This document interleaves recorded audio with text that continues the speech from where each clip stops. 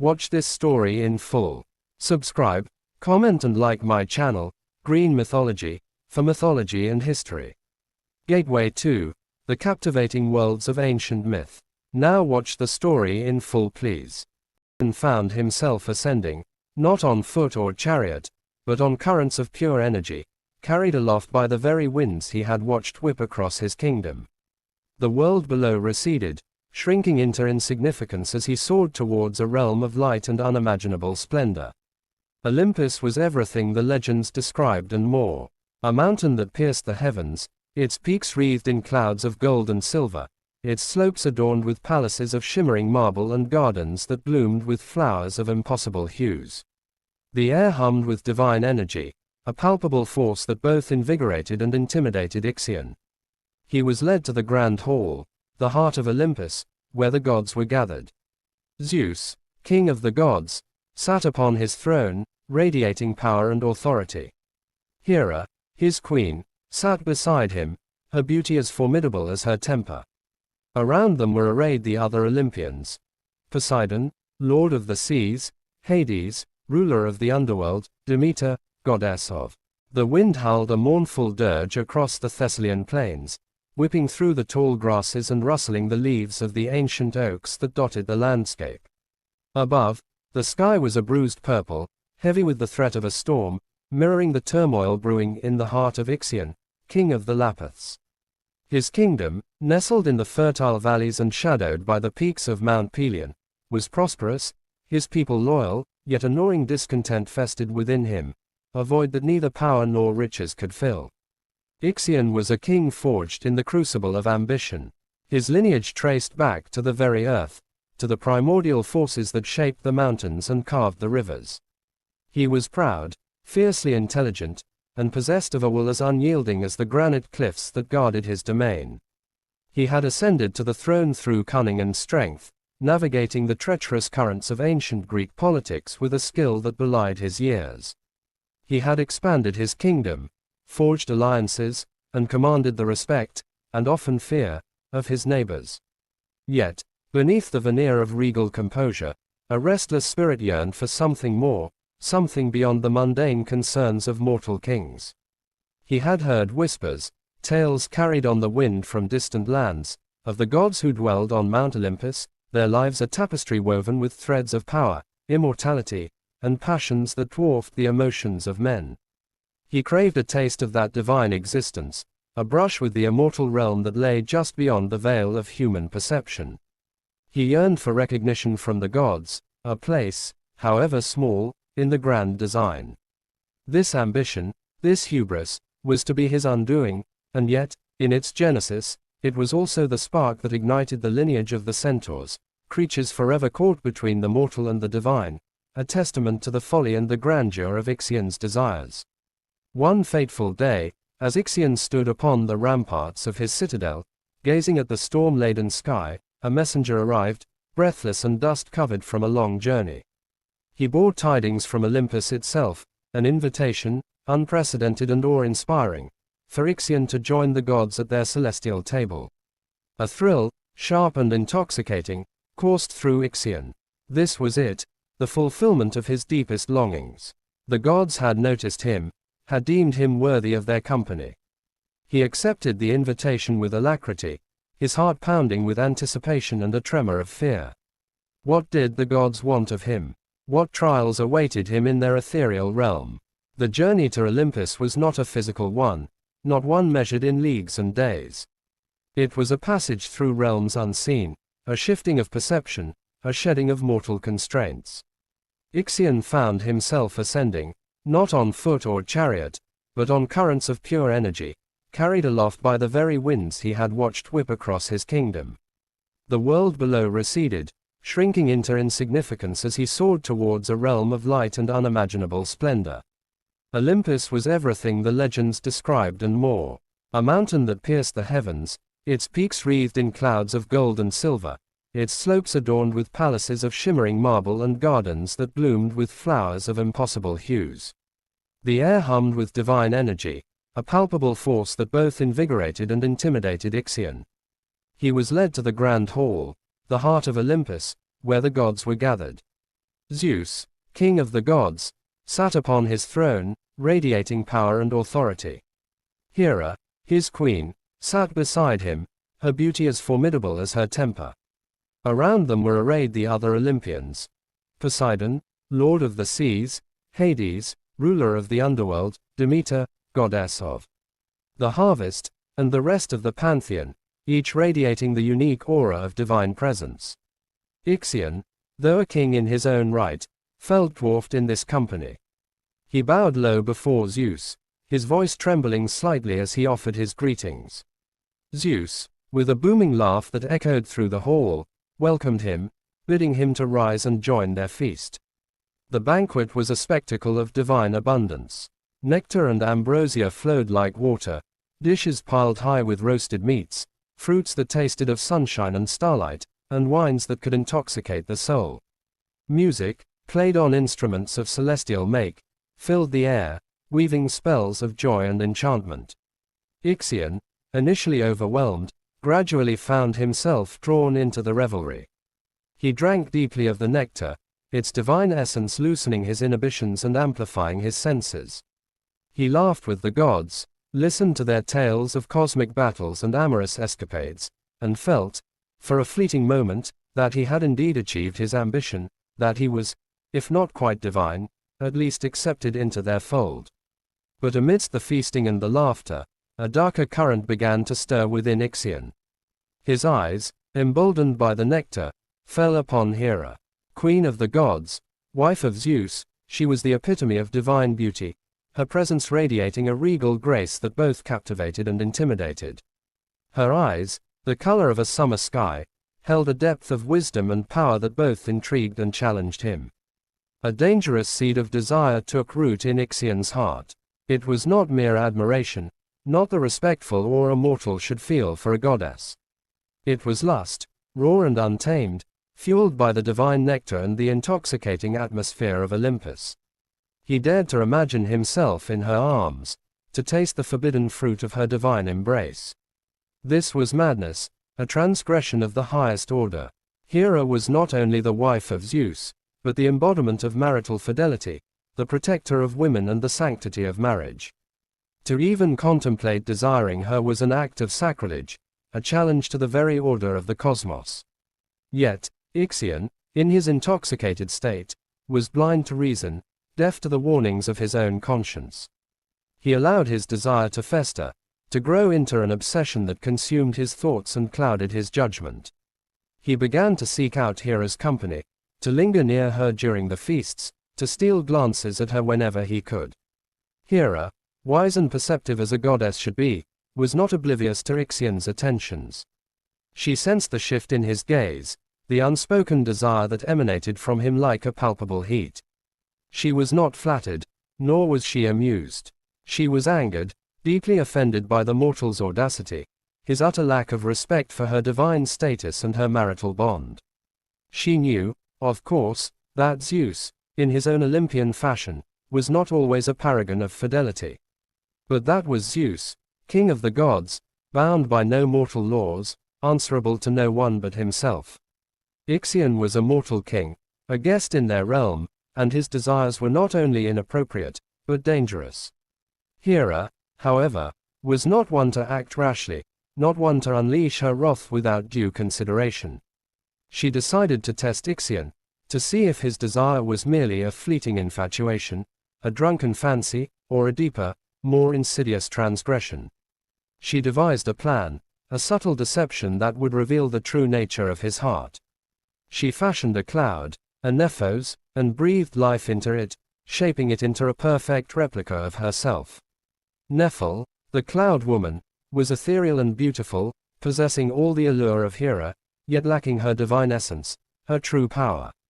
Hera presented Nephil to Ixion, subtly encouraging his attentions, watching him with a cold, calculating eye. Ixion, blinded by his lust, fell completely into the trap. He believed Nephil to be Hera herself, a goddess deigning to reciprocate his forbidden desires. He courted her with fervent passion, showering her with compliments and promises, oblivious to the divine deception unfolding around him. Their clandestine meetings took place in the secluded gardens of Olympus, amidst fragrant blossoms and whispering fountains. Ixion, lost in his delusion, poured out his heart to Nephele, confessing his love for Hera, his longing for her embrace, his willingness to defy even Zeus himself for her sake. Nephele, being but a cloud, remained silent, a passive recipient of Ixion's affections. But Hera, watching from afar, saw and heard everything. She witnessed Ixion's utter lack of restraint, his complete disregard for divine law, his unbridled lust consuming him like a wildfire. Her anger reached its boiling point. This was not mere infatuation, not a momentary lapse in judgment. This was a profound and deliberate transgression, a challenge to her honor, to her marriage, to the very fabric of divine order. Ixion had not only desired the queen of the gods, but he had been utterly deceived by a mere cloud, proving his judgment to be as clouded as his desires. Hera revealed the deception to Zeus, presenting Nephele as evidence of Ixion's folly and his sacrilege. Zeus, initially amused by the mortal's audacity, quickly grew enraged at the depth of his transgression. To desire his wife was an insult he could not ignore, a challenge to his authority he could not allow to stand. Zeus, in his wrath, did not immediately strike Ixion down with a thunderbolt. He preferred a punishment more fitting to the nature of his crime, a torment that would reflect the boundless and ultimately empty nature of his lust. He ordered Hermes, the swift-footed messenger god, to seize Ixion and bind him to a winged, fiery wheel. Hermes, with his characteristic speed and efficiency, carried out Zeus's command. Ixion was seized, bound to the wheel, and cast down from Olympus, not to the mortal realm he knew, but to the depths of Tartarus, the abyss of eternal torment. There, bound to the ever-spinning wheel, Ixion was condemned to an eternity of fire and torment. The wheel, fueled by divine fire, spun endlessly, carrying him through the vast emptiness of Tartarus, a constant reminder of his boundless ambition and his ultimate fall. The fire that consumed him was not just physical, but also the burning fire of unfulfilled desire, the eternal frustration of reaching for something forever beyond his grasp. But the tale of Ixion did not end with his descent into Tartarus. From his ill-fated union with Nephele, the cloud woman, a child was born.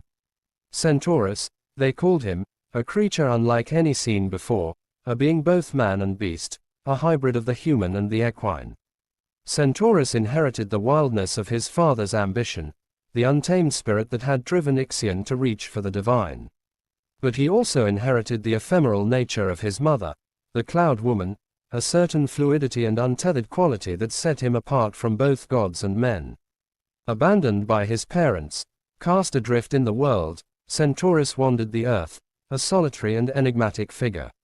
He was neither fully human nor fully animal, an outcast in both realms. He possessed the intelligence and reasoning of a man, but also the raw instinct and physical prowess of a beast.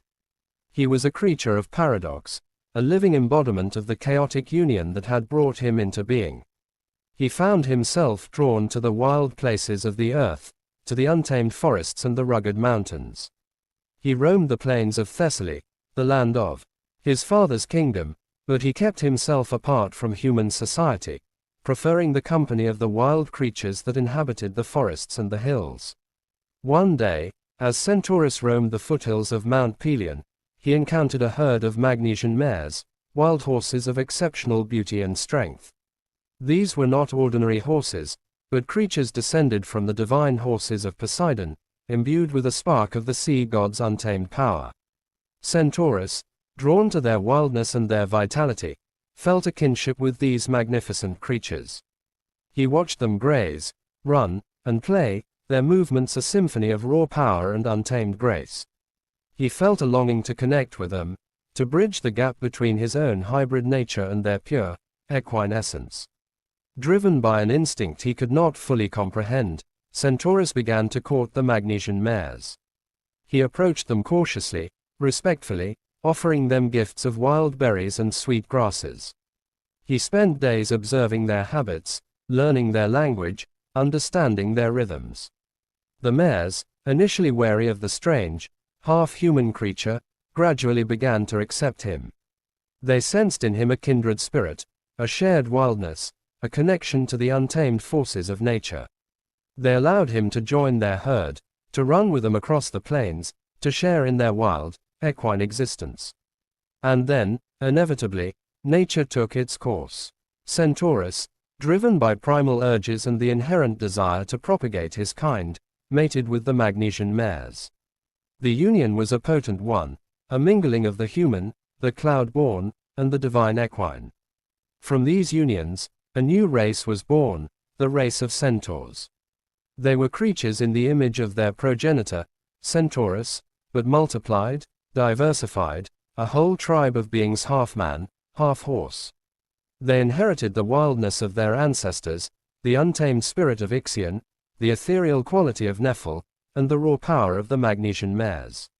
The centaurs were born into a world that did not quite know what to make of them.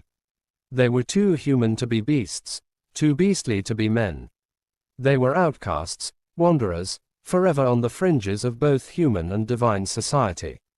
They made their home in the forests and mountains of Thessaly, the land of their origins, but they remained apart from the Lapiths, the people of Ixion's kingdom. They were not hostile, not inherently malicious, but they were wild, untamed, and often unpredictable.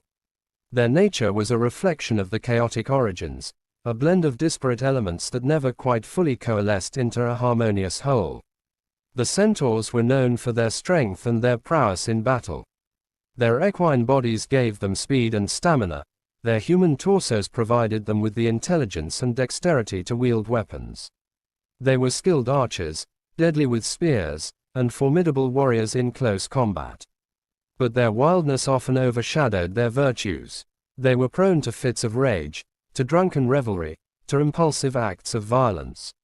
They were seen as uncivilized, barbaric, a threat to the order and stability of human society. The most famous, or perhaps infamous, example of centaur wildness is the Centauromachy, the legendary battle between the Lapiths and the centaurs. The conflict arose at the wedding feast of Pirithous, king of the Lapiths and a close friend of the hero Theseus. The centaurs, invited to the wedding as guests, became intoxicated with wine and attempted to abduct the Lapith women, including the bride herself, Hippodamia. This act of drunken aggression sparked a furious battle. Theseus, along with other Lapith heroes, fought valiantly against the centaurs, driving them back and ultimately defeating them. The Centauromachy became a symbol of the struggle between civilization and barbarism, order and chaos, with the Lapiths representing the forces of reason and the centaurs embodying untamed wildness. But the centaurs were not all uniformly savage and brutish. There were exceptions, individuals who rose above the stereotype, who demonstrated wisdom, compassion, and even a kind of rough-hewn nobility. The most famous of these was Chiron, son of the Titan Cronus and the nymph Philyra. Chiron was unlike the other centaurs. He was renowned for his wisdom, his knowledge of medicine and archery, and his gentle nature. He was a tutor to many of the greatest heroes of Greek mythology, including Achilles, Jason, Heracles, and Asclepius. He was a healer, a teacher, a guide, a beacon of civilization amidst the wildness of his race. Chiron's existence challenged the simplistic view of centaurs as purely savage creatures. He demonstrated that they were capable of reason, of learning, of compassion, that their wildness was not their defining characteristic, but merely one aspect of the complex and multifaceted nature. Yet, even Chiron, in his wisdom and his goodness, could not escape the tragic fate that seemed to be woven into the very fabric of centaur existence. He was accidentally wounded by Heracles with a poisoned arrow, a wound that, because of Chiron's own immortality, inherited from his Titan father, could not heal, yet caused him unending pain. To escape this eternal torment, Chiron willingly relinquished his immortality, sacrificing himself to free Prometheus from his chains. His death, though tragic, was also noble, a testament to his selflessness and his willingness to suffer for the sake of others. The story of the centaurs is a complex and multifaceted one, a tapestry woven with threads of ambition, lust, divine deception, wildness, and, in rare instances, wisdom and nobility. They are creatures of paradox, born from chaos, forever straddling the line between the human and the animal, the civilized and the savage. Their origin story, tracing them back to Ixion and Nephil, paints them as inherently wild and untamed, a reflection of the chaotic beginnings. But the existence of figures like Chiron reminds us that stereotypes can be misleading, that even within the wildest of races, there can be individuals who transcend expectations, who embody the potential for good that exists in all beings, however flawed or untamed their origins may be. The centaurs remain a potent symbol in mythology, a reminder of the enduring tension between civilization and wildness, order and chaos, reason and instinct. They are creatures of myth, yet they resonate with something deep within the human psyche, a recognition of the wildness that still lingers within us, the untamed forces that both threaten and enrich our existence. Their story is a cautionary tale, a reminder of the dangers of unchecked ambition and unbridled lust, but also a testament to the enduring power of nature, the wild, untamed forces that continue to shape our world and our imaginations. And in the figure of Chiron, they offer a glimmer of hope, a reminder that even from the most chaotic of origins, wisdom and compassion can bloom, offering a path towards a more balanced and harmonious existence, a reconciliation between the wildness within and the civilization we strive to create. The wind still whispers their tales across the Thessalian Plains, a mournful yet compelling saga of creatures forever caught between worlds, a testament to the enduring power of myth and the complexities of the human, and perhaps even the centaur, condition.